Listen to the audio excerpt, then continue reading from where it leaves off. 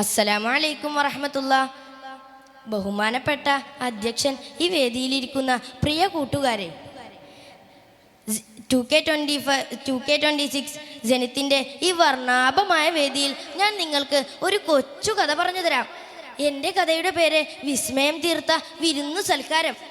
വിശപ്പ്, കൊടും വിശപ്പ്, അതിശക്തമായ വിശപ്പും സഹിച്ച് യുദ്ധമുഖത്ത് അവർ കിടങ്ങ് കീറുകയാണ്. ഇത് കണ്ട് ജാബിർ റളിയല്ലാഹു അൻഹുവിന് ഒട്ടും സഹിച്ചില്ല. ജാബിർ റളിയല്ലാഹു അൻഹു എന്ത് ചെയ്തെന്നോ കൂട്ടുകാരെ? ജാബിർ റളിയല്ലാഹു അൻഹു ഒരു ആട്ടിൻകുട്ടിയെയും അല്പം ഗോതമ്പും സംഘടിപ്പിച്ച് വീട്ടിലേക്ക് മടങ്ങി. ഭാര്യയായ സുഹൈലയെ വിളിച്ചു. സുഹൈല, ഓ സുഹൈല! പരിഭ്രമത്തോടെയുള്ള വിളി കേട്ട് സുഹൈല ബീവി ജാബിർ റളിയല്ലാഹു അൻഹുവിന്റെ മുന്നിൽ വന്ന് നിന്നു.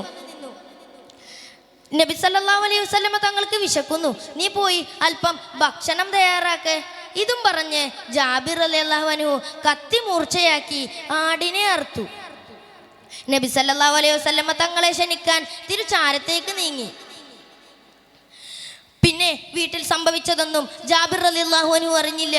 എന്താണ് വീട്ടിൽ സംഭവിച്ചതെന്നോ കൂട്ടുകാരെ? ജാബിർ റളിയല്ലാഹു അൻഹു ആടിനെ അറുക്കുന്ന രംഗം തൻ്റെ 4ഉം 2ഉം വയസ്സുള്ള പിഞ്ചു മക്കൾ നോക്കിക്കണ്ടിരുന്നു. മൂത്ത മകൻ ഇളയ മകനോട് ചോദിച്ചു, ഉപ്പ, ആടിനെ അറുത്തതുപോലെ ഞാൻ നിന്നെ അറുത്തോട്ടെ? എന്താണ് അറുവെന്നോ എന്താണ് മരണമെന്നോ അറിയാത്ത പിഞ്ചു മക്കളാണല്ലോ അവർ. അങ്ങനെ മൂത്തവൻ ഇളയവനെ മലർത്തി കിടത്തി അറുക്കുകയാണ്. സുബ്ഹാനല്ലാഹ്! തൻ്റെ കഴുത്തിൽ നിന്ന് നക്ഷത്രപ്പൂക്കൾ പോലെ ചോര ചാലിട്ടൊഴുകി. പേശികൾ വലിഞ്ഞു മുറുകാൻ തുടങ്ങി. അടയാൻ പോകുന്ന കണ്ണുകൾ ജ്യേഷ്ഠനെ ദയനീയതയോടെ നോക്കി. ജ്യേഷ്ഠൻ എന്ത് ചെയ്യണമെന്നറിയാതെ തിടുക്കത്തിൽ അവിടം വിട്ടോടി. ഓടുന്നതിനിടയിൽ ഒന്നുകൂടി സംഭവിച്ചു. കത്തിയുടെ മുകളിലേക്ക് തെന്നി വീണു. ഇന്നാലില്ല! അങ്ങനെ ജ്യേഷ്ഠനും ഈ ലോകത്തോട് വിട പറഞ്ഞു. സഹിക്കാൻ കഴിയുമോ ഇത്? ഇല്ല, ലോകത്തിലെ ഒരു ഉമ്മയ്ക്കും ഒരു ഉപ്പയ്ക്കും ഇത് സഹിക്കാൻ കഴിയില്ല. അങ്ങനെ ഇതെല്ലാം നടക്കുമ്പോഴാണ് ജാബിർ റളിയല്ലാഹു അൻഹുവിന്റെ സ്നേഹത്തോടെയുള്ള വിളി കേൾക്കുന്നത്. സുഹൈല, ഓ സുഹൈല! ഇത് കേട്ടതോടെ സുഹൈല ബീവിയുടെ മനസ്സിൽ ഒരു കുളിർ വീശി. നബി സല്ലല്ലാഹു അലൈഹി വസല്ലമ തങ്ങളോടുള്ള പ്രേമത്തിന്റെ കുളിർ. അങ്ങനെ സുഹൈല ബീവി നബി സല്ലല്ലാഹു അലൈഹി വസല്ലമ തങ്ങൾക്ക് ഭക്ഷണം വിളമ്പി വെച്ചു. നബി തങ്ങൾ ഭക്ഷണം കഴിക്കാനിരിക്കുമ്പോൾ ഒരു ചോദ്യം, അല്ല ജാബിർ, എവിടെ നിന്റെ 2 മക്കൾ?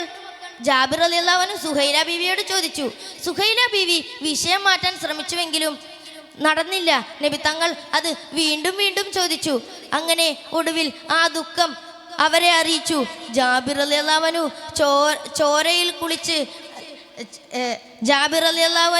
ചോരയിൽ കുളിച്ച ആ 2 മക്കളെ കണ്ട് ആകെ ഭയന്നു.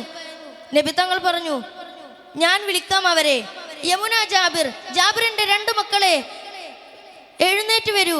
അങ്ങനെ ചോരയിൽ പുതഞ്ഞു കിടക്കുന്ന 2 മക്കൾ അനുസരണയുള്ള മക്കളെ പോലെ എഴുന്നേറ്റ് വരികയാണ്.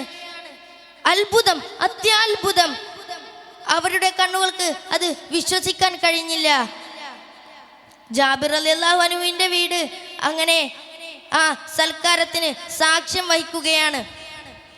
കൂട്ടുകാരെ, സുഹൈല ബീവിയുടെ മനസ്സ് നമുക്കും നൽകുമാറാകട്ടെ എന്ന് പ്രാർത്ഥിച്ചുകൊണ്ട് ഞാൻ അവസാനിപ്പിക്കുന്നു. അസ്സലാമു അലൈക്കും.